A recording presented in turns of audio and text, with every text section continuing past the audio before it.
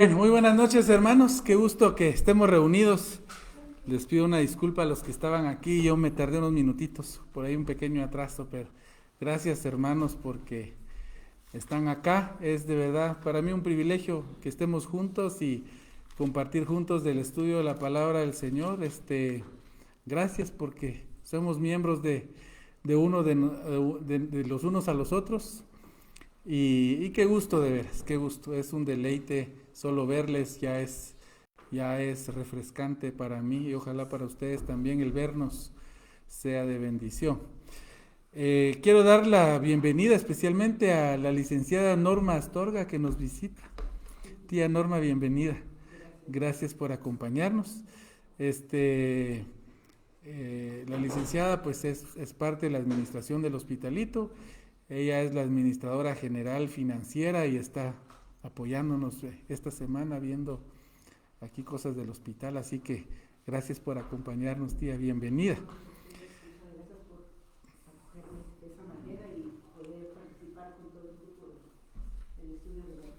Gracias, tía, bienvenida. Entonces, bueno, vamos a iniciar. Nos toca el estudio número 58. No puedo creer, yo cada vez que veo estos números ya llevamos bastante tiempo, 58 martes, y creo que ininterrumpidos de Ezequiel, creo que sí, un martes no estuvimos por alguna razón. Y nos toca el estudio número 58. Hoy que estamos 18 de agosto del 2026. Y el estudio 58 lo encontramos en Ezequiel capítulo 45. Vaya buscándolo. Hermanos, también quiero aprovechar para esta introducción a contarles que voy a estar fuera del municipio y del país por 3 martes. De hecho, vengo a Guatemala dentro de 3 martes, pero me voy a quedar en la capital por la boda de mi sobrina que voy a estar con ella. Así que hasta el martes 15 de septiembre voy a tener el gusto de verles nuevamente. Y ya hablé yo con nuestro hermano pastor que va a estar teniendo los estudios bíblicos. Él va a tener tema libre para compartir con este precioso grupo. Siempre algo de la Biblia, así que les animamos a que no falten y a los que nos ven en las redes sociales a que puedan también sintonizar el canal que vamos a estar anunciando siempre a través de este canal que uso yo.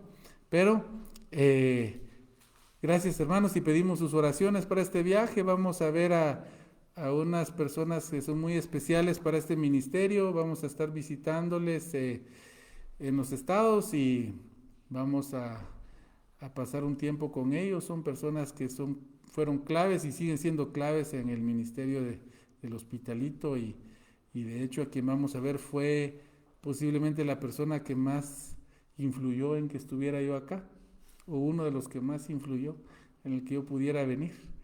Así que les agradecemos sus oraciones por este viaje. Así que, bueno, ahora vamos a retomar entonces nuestro estudio en Ezequiel 45 del 1 al 25. Y antes de hacerlo, pues vamos a tener unas palabras de oración. Señor, gracias por el gusto de estar acá reunidos, gracias porque nos permite, Señor, el gusto de acercarnos a tu palabra y el poder entender con más profundidad las cosas que tú has revelado. Señor, danos ese gozo de poder saber de algo de tus planes futuros, Señor. Todavía lo que estamos estudiando es futuro a nosotros. Y te ruego, Señor, de que pongas en nuestro corazón ese ardiente deseo de saber más, de alegrarnos, Señor, de ese tiempo que tú vas a gobernar en la tierra de forma física y darnos el privilegio de servirte, Señor, también en esa época, Señor, y en ese lugar. En tus manos nos ponemos, abre nuestro entendimiento, Señor, en el nombre de Jesús. Amén. Muy bien, hermanos, solo para recordarles y a algunos de las redes sociales que también pues pueda que nos estén sintonizando por primera vez. Estamos en la sección final del libro de Ezequiel. El libro de Ezequiel tiene varias secciones. La primera fue el llamamiento que Dios hizo a Ezequiel, ¿se recuerda? Dios llama a Ezequiel para que sea un profeta del exilio se le llama, bienvenidas hermanas, un profeta del exilio se le llama porque fue un profeta que Dios permitió que fuera con los que salieron exiliados de Judá hacia Babilonia. La segunda sección es la profecía contra Judá y Jerusalén. Cómo Dios habló de la destrucción de Jerusalén y del templo y todo lo que iba a acontecer. La siguiente sección es el juicio contra las naciones que atacaron y fueron opuestas a Israel. Y todas estas tres secciones ya se cumplieron. Nosotros tuvimos la dicha de vivir en la cuarta sección del libro de Ezequiel, que es la restauración futura de Israel. Eso Dios lo habló, hermanos, estamos hablando aquí que esto fue antes del 500 antes de Cristo. Dios ya estaba hablando que Israel iba a regresar a la tierra que Él le había prometido a Israel para habitación de su pueblo para siempre. Y nosotros no la vivimos, posiblemente la mayoría aquí de nosotros, de hecho creo que todos no habíamos nacido cuando Dios en un día formó la nación de Israel nuevamente.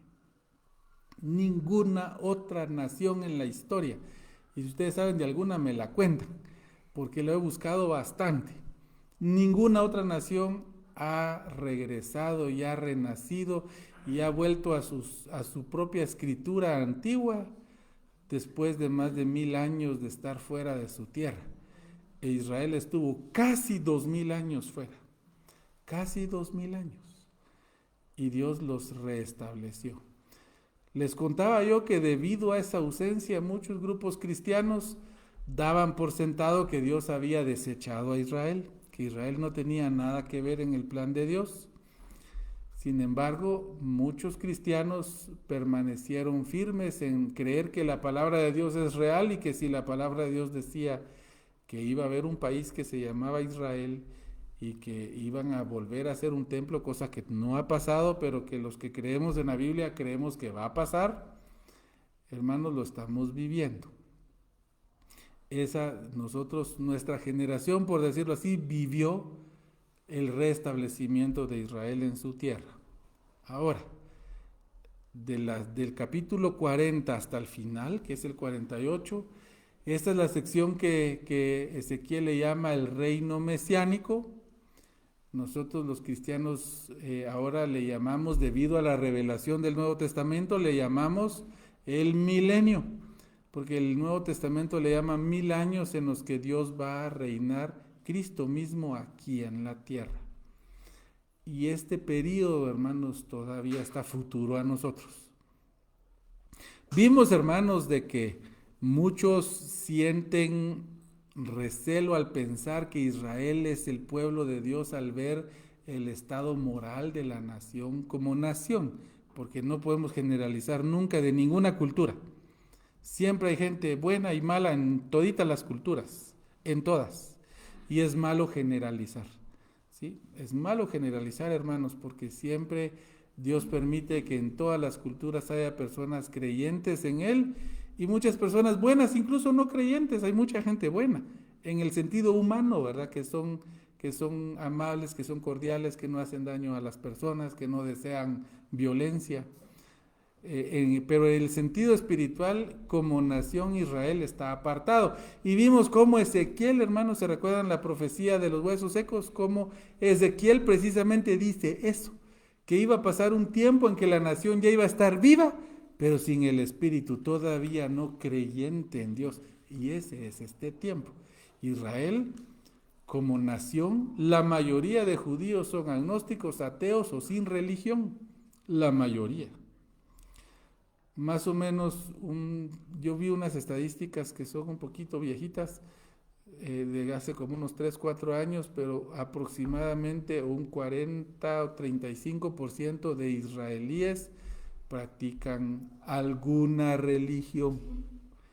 De ese porcentaje, hermanos, el 80% practican algún tipo de judaísmo y el 20% restante en muchas otras denominaciones, principalmente judíos cristianos, de los cuales el 99% son algún tipo de judío cristiano protestante y el 1% algún tipo de judío cristiano católico, cosa que hay, pero muy poquitos.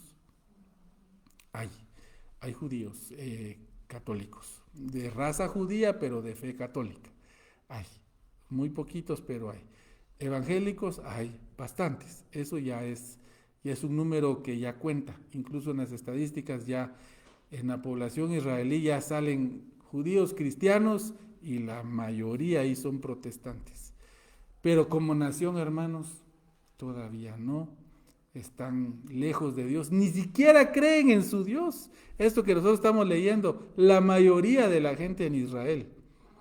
Entonces, es este periodo, hermanos, que Ezequiel profetizó como el periodo en el que Israel ya está en su tierra, ya los huesos ya tienen carne, ya se pueden mover, pero todavía no tienen el espíritu que Dios da de relación con Dios.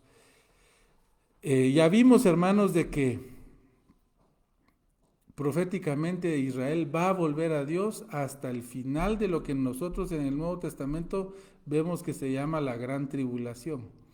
Y es cuando las naciones del mundo van a atacar a Israel. Por eso nosotros los que creemos en la Biblia no nos sorprende que cada día más y más gente odia a Israel. Y eso va a ser peor. No es que me alegre, pero cada vez va a ser más y más. Y más, al punto que el mundo entero va a querer librarse de los judíos y va a querer matarlos y van a las naciones ir a invadir Israel al final de los 7 años de tribulación, a querer matar y destruir a todos los judíos. Y para ese entonces una figura que en el cristianismo llamamos el anticristo va a estar ahí reinando desde Jerusalén, porque él quiere usurpar el lugar de Dios. Cuando Israel ya esté que no puede defenderse más, porque el mundo entero los quiere destruir y ya no pueden hacer nada, van a implorarle a Dios por auxilio y van a volverse a Dios, tristemente hasta en la más dura de las agonías. Y ahí va a venir su Mesías a rescatarlo. Para ellos es la venida por primera vez del Mesías, pero cuando lo reconozcan y se den cuenta que es Jesús, el que ellos ya habían rechazado, van a llorar, pero se van a convertir y Dios los va a salvar, porque ese remanente va a creer en Jesús hasta ahí. Y falta, hermanos, falta. Pero hermanos, les animo a que vean profecía cumplida y se maravillen. Israel está allí, después de casi 2000 años. Nunca tal cosa ha pasado. Y por eso libros teológicos decían, no, Israel ya no. Y cuando decían, pero ¿por qué están estas promesas de que Israel va a regresar de todos lados? Y los cristianos tenían que dar respuestas, no, eso es alegórico, es simbólico, Dios realmente no está diciendo eso. Pero vemos que sí, ahí están, vayan a verlos, ahí están. Bueno, entonces, hemos visto, hermanos, de que Dios está revelando cómo va a ser el gran templo milenial, un templo que Dios va a permitir y que el mismo Mesías, Cristo, va a construir en el tiempo del milenio. Este templo, hermanos, va a tener dimensiones gigantescas, como vamos a ver hoy, porque va a dar cabida al mundo entero. Las naciones enteras, hermanos, del tiempo del milenio, vamos a ir a Jerusalén a adorar al Rey del mundo, que es el Rey Mesías. Vamos a ir ahí todos. Y nosotros, si estamos muertos, nosotros vamos a haber resucitado ya y venido con Cristo para reinar con Él estos 1000 años. Estos 1000 años, hermanos, es una dispensación diferente. Es diferente a lo que vivimos ahorita. Porque imagínense, Cristo mismo va a estar reinando en la tierra. Yo sé que ustedes se van a oír personas cristianas que dicen, no, pero si Cristo reina ahorita, Él es rey ahorita. Cristo es rey, hermanos, pero no ejerce su reino en la tierra, si no, no habría injusticia. No habría tanta corrupción en el gobierno como hay en todos los gobiernos. El gobierno de Cristo sí va a imponer su justicia, como vamos a ver acá hoy, que nos va a dar más detalles de ese gran templo milenial. En el de milenio, hermanos, Dios le va a mostrar a la humanidad cómo todo lo que Él dijo en la historia se podía hacer. Por eso va a haber una reconciliación en la creación. Los animales ya no se van a atacar entre ellos. Lo hemos visto en pasajes ya, varios pasajes de Isaías, en donde las fieras van a jugar con los corderitos, las serpientes van a jugar con los niños de pecho. ¿Qué quiere decir eso? Va a haber una paz hasta en la misma creación, va a haber paz. Dios le va a mostrar a Israel también cómo sí podía hacer el servicio levítico, así que Dios va a permitir nuevamente que se hagan sacrificios conmemorativos, apuntando a lo que Cristo ya hizo.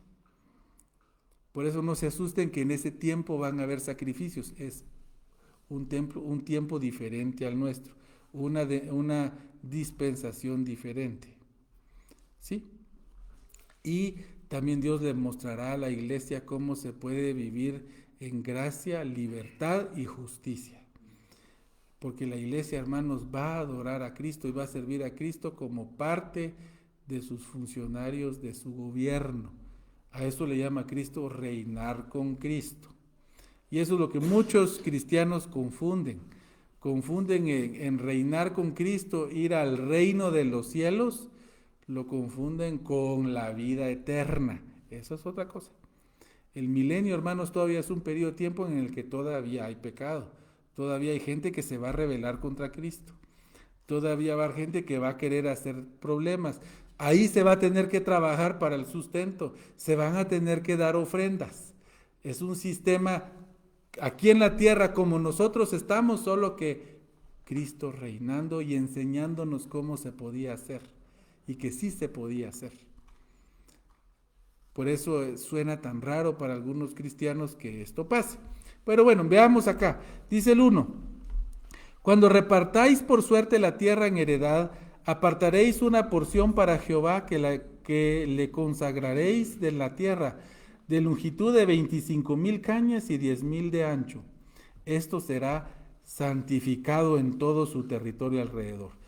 Lo que Dios quiere, hermanos, que en el tiempo del milenio ese territorio de Israel, hermanos, va a ser nuevamente dividido en las tribus de Israel. Eso no ha pasado en la historia. Cuando ellos regresaron del exilio de Babilonia y estuvieron otros años en el tiempo de Cristo, hermanos, las tribus no fueron divididas. Si ustedes se recuerdan, habían provincias y solo era Judá al sur, Galilea al norte, Samaria en el centro. No había división de tribus. Eso no ha pasado, eso va a pasar en el milenio. Pero antes de hacer esa división, que esa división Dios se la va a encargar al príncipe que gobernará en Israel. Dice que se debe apartar una porción para Jehová.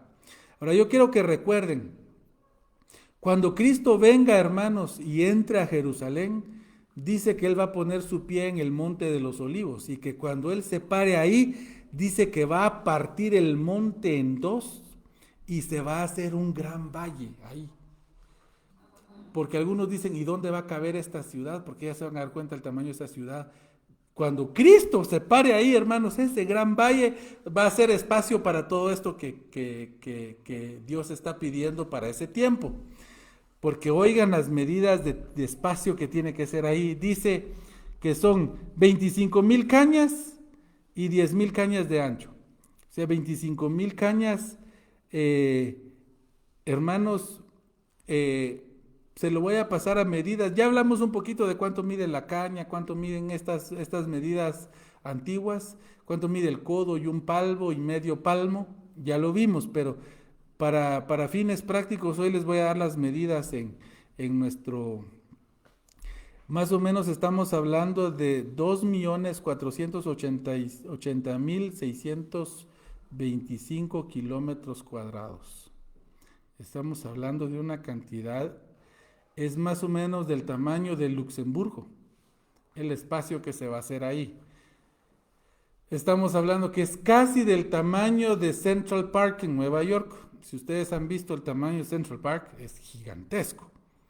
Ahora, eso cabe dentro de una ciudad. Imagínense, eso va a ser el espacio que se va a separar para todo lo que quepa con el templo y todo lo que se va a hacer en el milenio. Dice el 2. De esto será para el santuario 500 cañas de longitud y 500 de ancho, en cuadro alrededor y 50 codos alrededor para sus ejidos. Estamos hablando de más o menos 2.480 kilómetros solo para el área del templo, puramente templo. Y alrededor va a haber una zona de 25 metros que va a ser una zona perimetral de toda el área del santuario. ¿Sí? Muy bien, dice el 3. Y de esta medida medirás en longitud 25,000 cañas y ancho 10,000, en lo cual estará el santuario, el lugar santísimo. O sea, está repitiendo que la medida que se dio al inicio va a ser usada exclusivamente para asuntos de Jehová.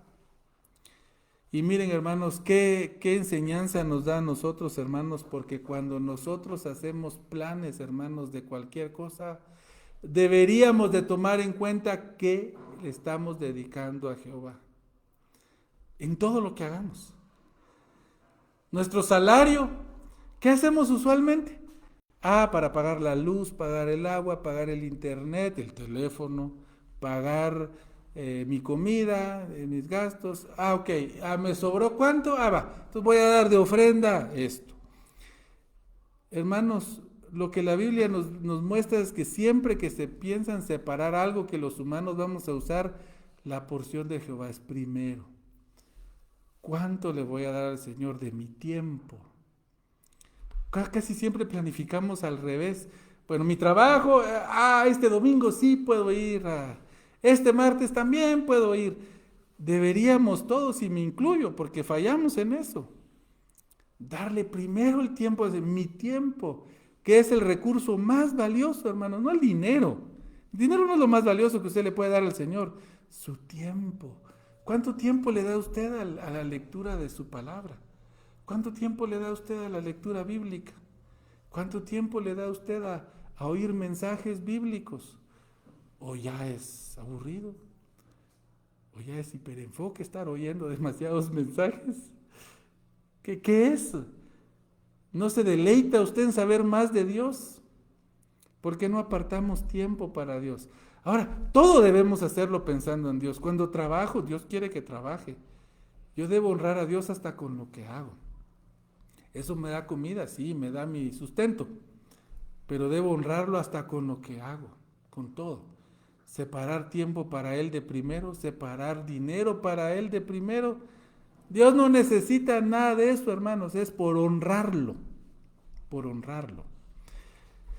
Muy bien, dice el 4, lo consagrado de esta tierra será para los sacerdotes, ministros del santuario, que se acercan para ministrar a Jehová, y servirá de lugar para sus casas y como recinto sagrado para el santuario.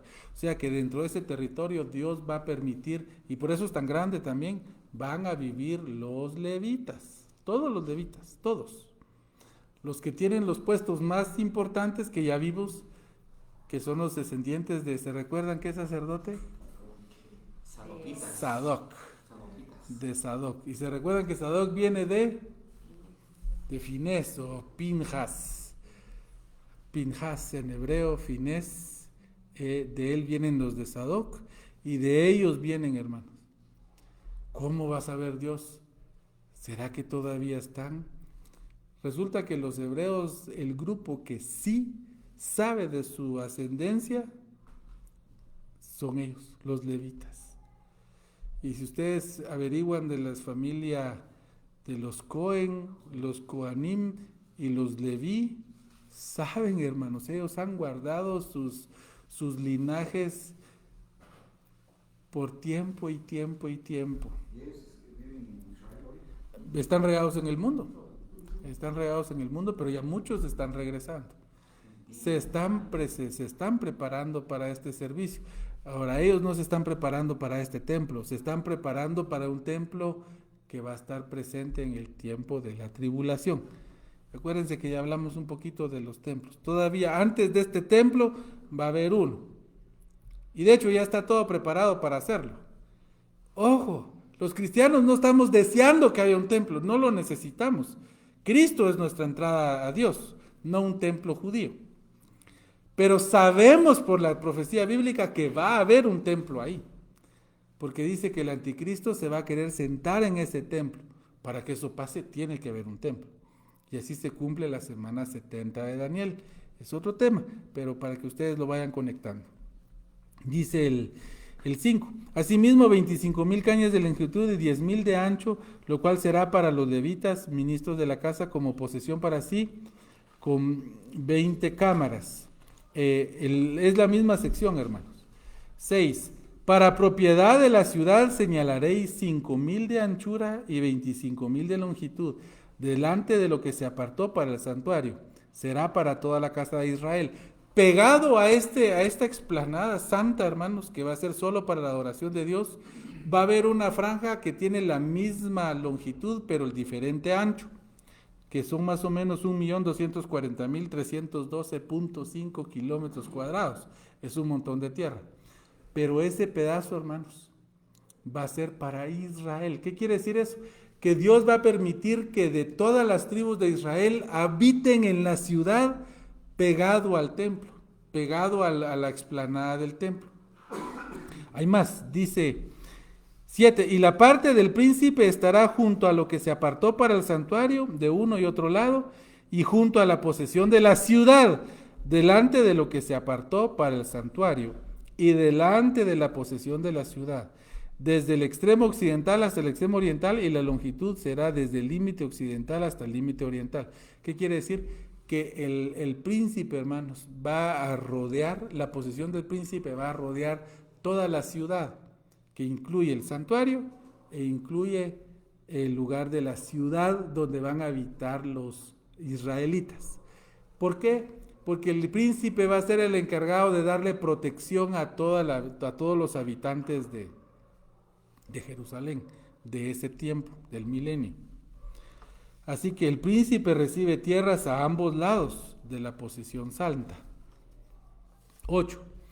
Esta tierra tendrá por posesión en Israel y nunca más, y oigan esto, oigan, y nunca más mis príncipes oprimirán a mi pueblo, y darán la tierra a la casa de Israel conforme a sus tribus. Oigan, quiero que noten una pequeña diferencia, porque cuando Dios habla, no habla solo por casualidad.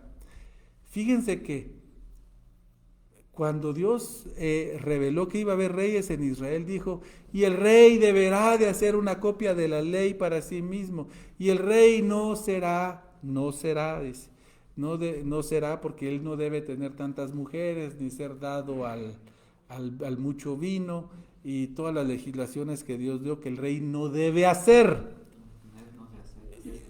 Y no hacerse de caballos y de todo lo que decía ahí, pero era un mandato para que el rey obedeciera, pero no obedeció, hermano.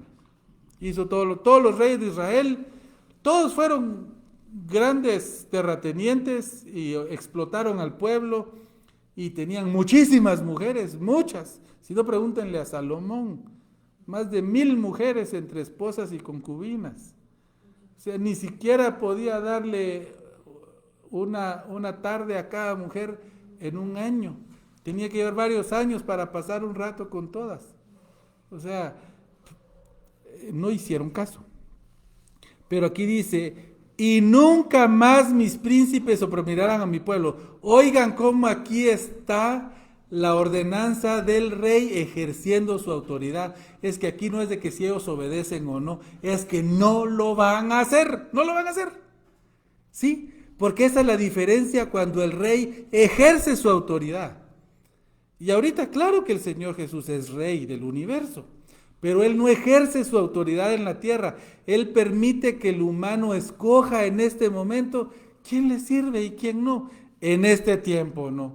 En este tiempo no le va a preguntar Dios, ¿querés obedecer al príncipe o a los reyes? No. Lo van a hacer, porque lo tienen que hacer. Aquí van a obedecer, no hay de otra. Noten la diferencia de esa dispensación, de esa administración. Dios ejerce su autoridad por la fuerza en el mundo. Y ya vamos a ver más adelante qué le pasa a la nación que no quiera llevarle tributo a Jerusalén. Va a haber castigo a la nación que se atreva. Nosotros no vamos. Va a ver qué les pasa. Tienen que ir. No es que quieran. Dios no les va a pedir. ¿Será que quieren? No. Y no lo va a hacer por la fuerza. Van a haber represalias climáticas. Que la gente va a decir, mejor vamos. Pero qué feo ir así. Es que Dios le está mostrando cómo es cuando Él es el rey en la tierra. Ahora Dios reina en nosotros, hermanos. Reina en ustedes hoy. ¿Saben por qué? Porque usted no está obligado a estar sentado aquí. Usted vino porque le da valor a las cosas de Dios. Y no porque estoy hablando yo, sino porque estamos hablando cosas de Dios, de su palabra. Usted podría estar en el gimnasio más tiempo, descansando después del día de trabajo. Usted podría estar recostado en su cama, viendo el Face, cocinando algo más rico, más tiempo. Pero usted le dio valor a las cosas de Dios. Ahí demuestra que usted tiene un rey al que ama voluntariamente. Y eso es lo que Dios quiere ahorita de la iglesia, que le amemos voluntariamente. Él puede, hermanos, dar una orden y caemos todos doblados de rodillas, aunque usted no quiera. Pero Él no quiere esa adoración aquí, ahorita.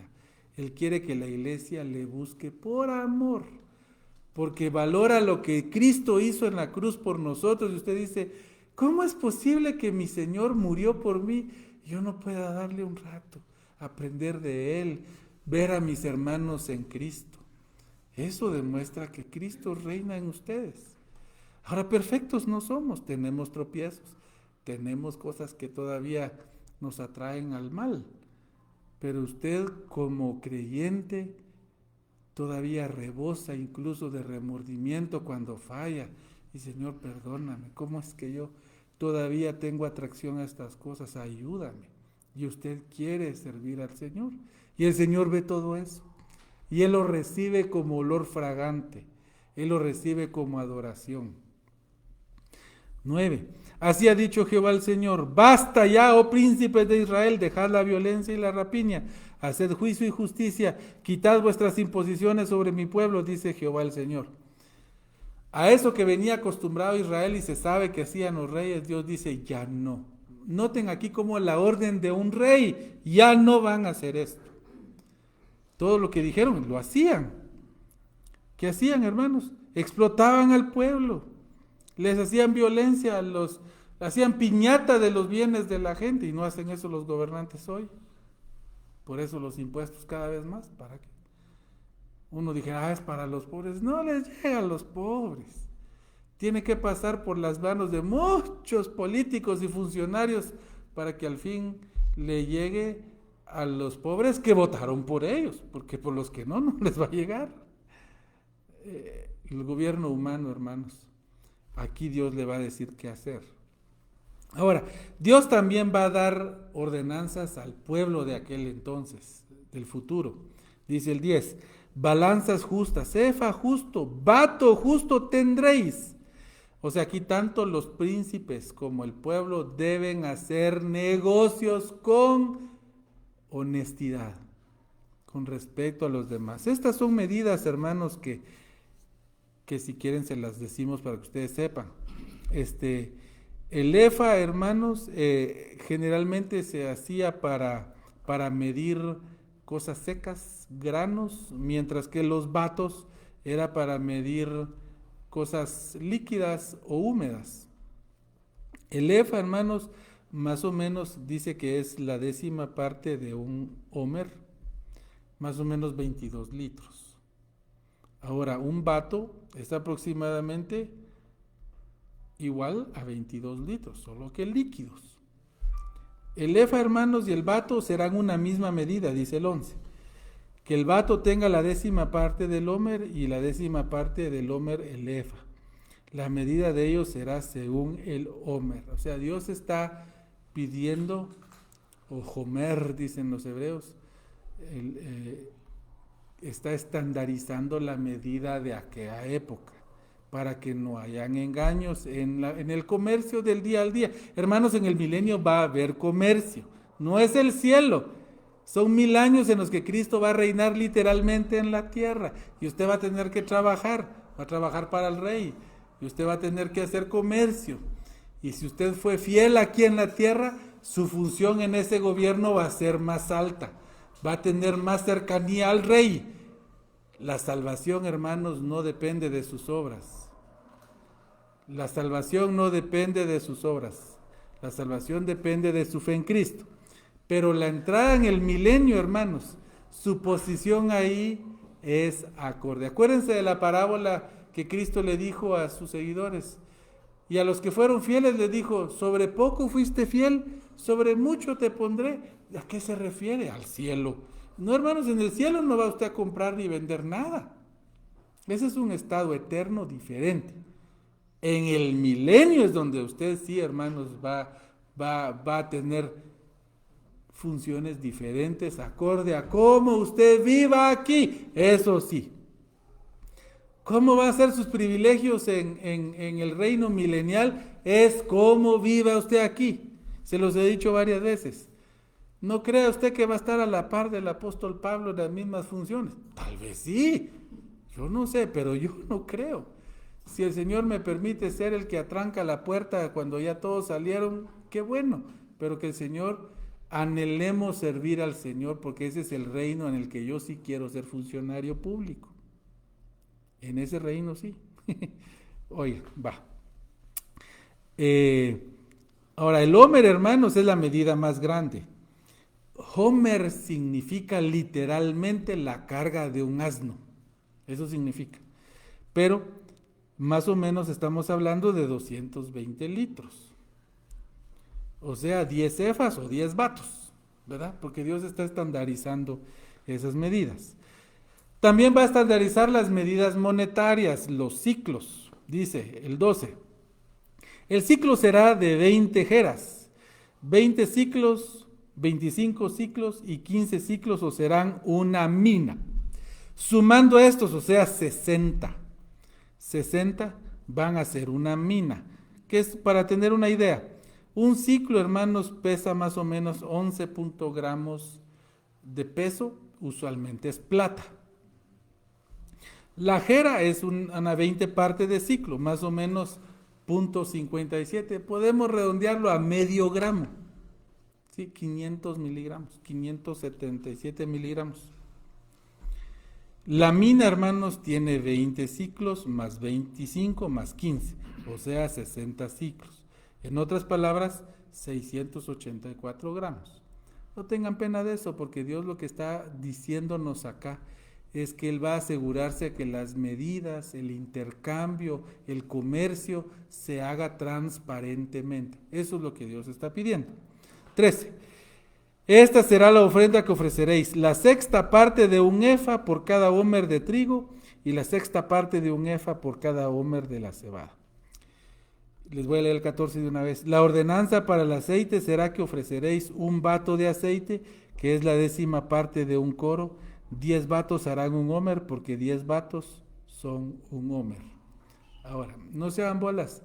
Solo les voy a mostrar acá cómo van a ser los impuestos en el milenio. Porque los gobiernos cobran impuestos, ¿verdad? Bueno, ¿saben cuánto vamos a tener que pagar de impuestos? No sé si nosotros, los de la iglesia, no nos dice tantos detalles, pero probablemente también nosotros. 1.66%. Eso es lo que vamos a tener que pagar. El 1.63 de su producción, 1.63. Y el 1% de aceite. Hermanos, aquí hay otra gran lección. Es cierto que los gobiernos funcionan a través de los impuestos, pero un gobierno que de verdad ve por su población pone cargas bajas a sus ciudadanos, no altas, bajas. ¿Y saben qué es lo más triste? La gente no entiende de impuestos, no entendemos de impuestos. Fíjense que me topé yo con unas personas que estaban hablando de los pocos impuestos que pagamos en Guatemala, porque se estaba comparando con países como Canadá, por ejemplo. Hermanos, ellos pagan casi el 50% de impuestos en general, sí, y algunos grupos más, y lastimosamente son más acaudalados, más del 50% de impuestos. Entonces, cuando ven la carga impositiva de Guatemala, lastimosamente piensan que es el 12, pero no suman todas. Todos los impuestos, el que usted paga en los combustibles, el que usted paga en sus tarjetas de circulación, el que usted paga de IVA y de intercambios. Total, de UCI y todo eso, que aunque dice que lo van a quitar, pues todavía no ha sido una realidad. Pero solo por darles un ejemplo, algunos dicen que vamos rondando entre el 35 al 40% de impuestos en general, contando todos los impuestos. Sin embargo, le decía yo esta observación, si él conocía lo que se llama el esfuerzo fiscal. Y es que el esfuerzo fiscal, hermanos, se refiere a lo difícil que es para un país pobre el pagar el porcentaje de impuesto que tiene. En otras palabras, esa es una medida que se calcula por el ingreso per cápita. No quiero hacerles bolas, solo quiero decirles que no es lo mismo que un país desarrollado pague 40 o 50% porque el esfuerzo que el ciudadano hace por pagar eso es mucho menor que en un país subdesarrollado pague el 10 o el 12, porque el esfuerzo sigue siendo mayor, el esfuerzo fiscal. Y eso lo manejan los auditores, los contadores, pero la gente de a pie no, y los gobernantes dicen, ustedes pagan pocos impuestos. Sí, pero no toman en cuenta el esfuerzo fiscal. En el gobierno de Dios en la tierra vamos a pagar globalmente un 1% de productos y un 1% de aceite. Lo que Dios nos está revelando, hermanos, es de que los impuestos van a ser bajos, porque el gobierno ahí va a ser realmente honesto, porque Dios va a estar a cargo. Y Dios no necesita de nuestros impuestos, hermanos. Dios no necesita de nuestros impuestos. Muy bien, dice el 15. Y una cordera del rebaño de 200 de las engordadas de Israel para sacrificio y para holocausto y para ofrendas de paz, para expiación por ellos, dice Jehová el Señor. O sea, cuando se trata de ofrendas a Dios va a ser en oveja, 0.5%, porque es una de cada 200 ovejas. O sea que si usted no tiene ni 200 ovejas, no tiene que pagar ese impuesto. 16. Todo el pueblo de la tierra estará obligado a dar esta ofrenda para el príncipe de Israel. Esta ofrenda se le da al príncipe de Israel. Y notar, hermanos, de que el príncipe es el que va a dar la ofrenda al Señor. Otro, notar que las cargas impositivas que pone Dios son bajas. 17. Mas el príncipe corresponderá el dar el holocausto, el sacrificio y la libación en las fiestas solemnes, en las lunas nuevas, en los días de reposo y en todas las fiestas de la casa de Israel. Él dispondrá la expiación, la ofrenda, el holocausto y las ofrendas de paz para hacer expiación por la casa de Israel. El príncipe, hermanos, va a hacer los sacrificios por expiación. Y antes que se me asusten, leamos todo. Dice 18, así ha dicho Jehová el Señor, en el mes primero, el día primero del mes tomarás de la vacada un becerro sin defecto y purificarás el santuario. Esto es en el primero de Nisán. Es un sacrificio para purificar el santuario. Todo esto es simbólico. Esto apunta al sacrificio que Cristo ya hizo, porque aquí es futuro a nosotros. Cristo ya murió en esto que está hablando Ezequiel. 19. Y el sacerdote tomará de la sangre de la expiación y pondrá sobre los postes de la casa y sobre los 4 ángulos del descanso del altar y sobre los postes de las puertas del atrio interior. O sea, esta sangre la va a marcar en las partes más prominentes del santuario. Dice el 20, y así hará el 7º día del mes para los que pecaron por error y por engaño, y haráis expiación por la casa. O sea, estos son sacrificios por los pecados no intencionales, ¿sí? error. Y 21. En el mes primero, a los 14 días del mes, tendrás la Pascua. La fiesta de 7 días se comerá pan sin levadura. Vamos a celebrar la Pascua, hermano. Sí, en el milenio sí. Dice, es el 14 de Nisan, como ustedes saben. Esto es muy parecido como está revelado en Levíticos. 22. Aquel día el príncipe sacrificará por sí mismo y por todo el pueblo de la tierra un becerro por el pecado. Dice, y en los 7 días de la fiesta, 23 solemne, ofrecerá holocausto a Jehová 7 becerros y 7 carneros sin defecto, cada día de los 7 días, y por el pecado un macho cabrío cada día. O sea, esto es parte de la celebración de la Pascua.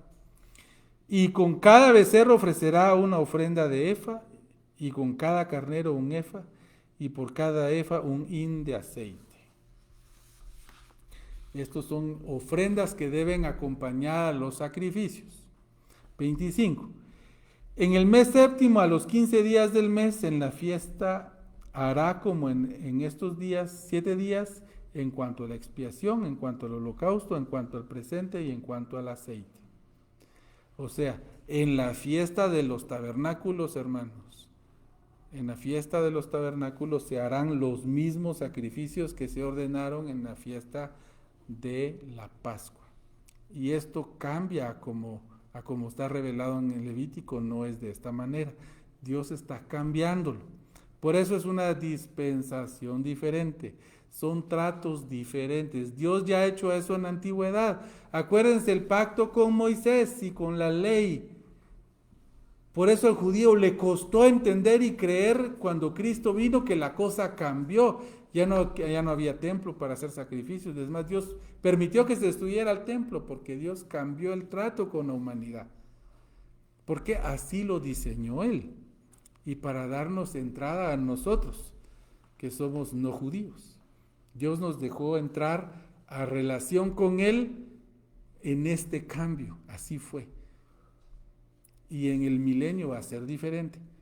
La forma y relación con Dios, Él la va a establecer de diferente manera. Él va a estar en la tierra, en la persona de su Hijo. ¿Sí? Ahora, para terminar, quiero que noten, porque aquí hacen falta dos cosas importantísimas.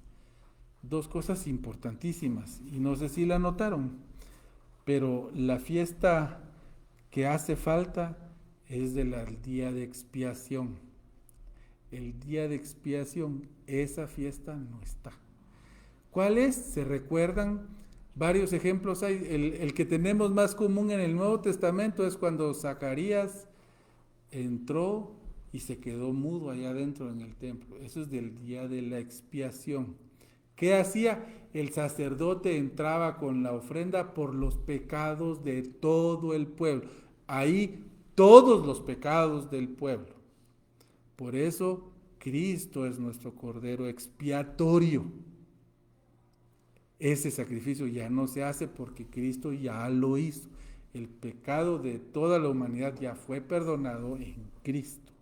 Ese, el sacrificio de expiación, que los judíos le llaman el Yom Kippur, ese no hay en el milenio.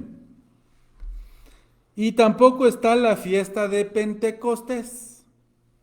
La fiesta de Pentecostés no está. Ahora, ¿por qué no está, hermanos? Es muy debatible y la Biblia no nos dice. Pero algunos sugieren que la razón es porque esta fiesta está muy ligada, hermanos, a la iglesia, porque fue la venida del Espíritu Santo sobre la iglesia. Y posiblemente porque Cristo está presente en la tierra, no hay necesidad de un ministerio del Espíritu Santo de la misma manera, porque Cristo está en la tierra. Acuérdense que Cristo habló de que iba a estar o Él o el otro que es como Él. ¿Se recuerdan? Dice el Señor, os conviene que me vaya, porque si no me fuera no podría enviarles al Consolador, al Paracleto, que significa el otro que está a la par de uno. Que si yo me voy, os lo enviaré. Mi Padre os lo enviará. Y Él estará con ustedes para siempre. o sea, con nosotros, la iglesia, el Espíritu Santo está con nosotros. Esa es la presencia de Dios en nosotros, su Espíritu Santo. En el milenio Cristo mismo va a estar en la tierra. Entonces, pareciera que esa es la razón por la que no hay fiesta de Pentecostés, que simboliza la venida del Espíritu Santo a la tierra. Pero mucha información en una noche, ¿verdad, hermanos? Pero yo espero que no tengan la cabezona así y se emocionen. Es un cambio, hermanos, es diferente. Tía Norma. Yo no entiendo por qué quieren impuestos. Porque Dios en el milenio va a demostrarle a la humanidad cómo podía ser la administración como Él la diferenció. Él no necesita nada de eso, ni los sacrificios, pero Él va a permitir que hayan para demostrar a Israel cómo tenían que haberlo hecho y no lo hicieron bien. Él no necesita que haya un templo porque Él va a estar aquí, pero Él quiere que haya para que la humanidad vea que todo lo que Él pidió sí se podía hacer. En el milenio es una época en la que Cristo demuestra que todo lo que Él pidió en toda la historia de la Biblia se podía hacer, pero el humano rebelde no lo quiso hacer. Hasta el punto que, por ejemplo, las bestias van a tener paz entre ellas. ¿Qué es lo que pasa cuando Dios realmente gobierna en el mundo? Él no necesita los impuestos, pero Él quiere mostrarle cómo se administra, cómo podía haber una administración pública que fuera honesta y que con pocos recursos se podía hacer lo que se tenía que hacer y los cuidados que va a haber.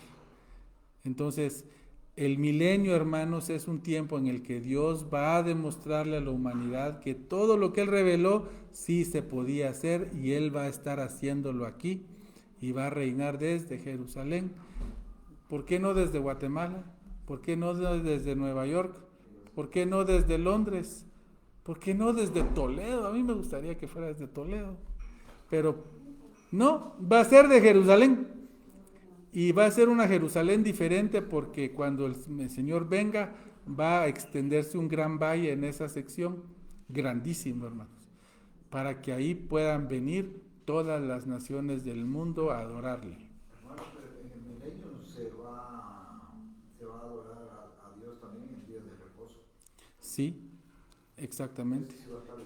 Así parece que Dios va a restablecer todas las fiestas con excepción de 2, incluido el día de reposo. Y le cuento, ese es uno de los puntos medulares para los que dicen que deberíamos de guardar el sábado nosotros también. Este es uno de los puntos. ¿Por qué ahorita no dicen ahorita y en el milenio sí? Pero la pregunta iría para todo. ¿Por qué ahorita no sacrificios y en el milenio sí? Porque, hermanos, vamos a regresar a un punto en el que Dios va a demostrarle a todo. Mire, piense usted en su hijo. Les he dicho que lo pongamos en palabras que entendemos. Piense usted en sus hijos y ustedes les dijeron, bueno, mis hijos, tú, nena, vas a estar a cargo de cocinar y quiero que hagas esto y esto. Y el nene va a hacer esto también y el otro va a hacer el patio, va a hacer esto y va a dejar todo ordenado el papá. Y cuando regresa, resulta que no hicieron nada, no hicieron la comida, prefirieron llamar al Classic Burger que les llevara hamburguesas y llevaron de todo al revés. Entonces el papá les dice, a ver mis hijos, vengan, les voy a mostrar cómo quería yo que lo hicieran. Y a la que le encargó que hiciera la cocina, la mamá se va a poner el delantal y dice, mija, vení, así mira, echase esto, así es una comida bien. Le mandó y no lo hizo, le dejó bien las instrucciones y no lo hizo, pero esta vez viene mamá y lo hace junto con la hija para que la comida quede bien. Y agarró al muchacho y le dijo, no limpiaste bien, mira, es más, ni limpiaste aquí, vení, lo vamos a hacer juntos, anda de aquel lado, yo lo hago aquí contigo, y limpian y arreglan. Y en eso a que le quedó el jardín, todo no chaporreó bien y todo chajaseado por todos lados, palitos por aquí, palitos por allá, vení mi hijo aquí. Ahora, noten que a cada hijo le dejó cosas diferentes. Y por eso a cada hijo le tiene que mostrar cómo podía trabajar. Por eso a Israel le va a mostrar cómo se tenían que hacer los sacrificios. vengan mis hijos. Así tenían que haberlo hecho. Se podía, era hermoso, era de comunión conmigo, era conmemorativo porque el que realmente murió fui yo. Pero así tenían que haberlo hecho. Y a ver, iglesia, ustedes tenían que haber hecho esto, hablar de mí más y no avergonzarse en su trabajo de que creen en mí. Y vengan conmigo y van a ir conmigo. Y a los gobiernos, yo les dije que no explotaran a la gente. Miren, así se hace, se cobra poco. Miren, cobremos poco. Miren, alcanza. ¿Entienden? Es hagamos la tarea juntos. Es un Dios amoroso que se pone a nuestro nivel incluso cuando Él es el Rey. No se asusten va a cambiar.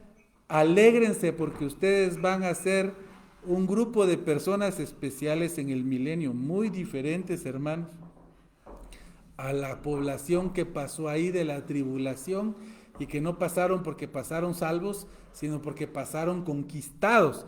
Ellos van a gozar de lo que es un rey verdadero, pero lo van a odiar. Tristemente, lo van a odiar. ¿Por qué? Porque les adelanto, al final del milenio, Satanás se revela, las naciones se organizan y vienen a atacar a esta ciudad y a este templo otra vez. La gente no quiere nada. Y ahí Dios mismo va a mostrar cómo, aunque se ha hecho todo bien, la maldad iba a ser más fuerte, iban a querer matar a Cristo mismo y a los santos, dice ahí. Y entonces ahí dice que el fuego cae del cielo y los consume a todos, los enemigos de Dios. Sí, pero Dios lo que hace ahí es pasarlos a lo que se llama el juicio del gran trono blanco, en el que Dios va a poner a todas estas naciones delante de Él y los va a juzgar. Y al que no estaba apuntado en el libro de la vida como creyente en Cristo, es lanzado al lago de fuego. Que ustedes saben que en la Biblia eso se refiere al lugar del universo que Dios reservó sin Él y sin su presencia. Y eso es lo más doloroso. No es un fuego literal donde se está quemando la gente. No, hermanos. Aquí se refiere, hermanos, a un lugar en el que Dios dice: yo al humano simplemente le doy lo que pidió toda su vida, no tener nada que ver conmigo, pero esta vez le quito todo lo mío. Porque quede al pelo de los humanos. No creen nada de Dios, pero usan esta carne que es de Dios, Dios se las dio. Disfrutan de este aire que es de Dios, no es de ellos. Disfrutan del sol que es de Dios, no es de ellos.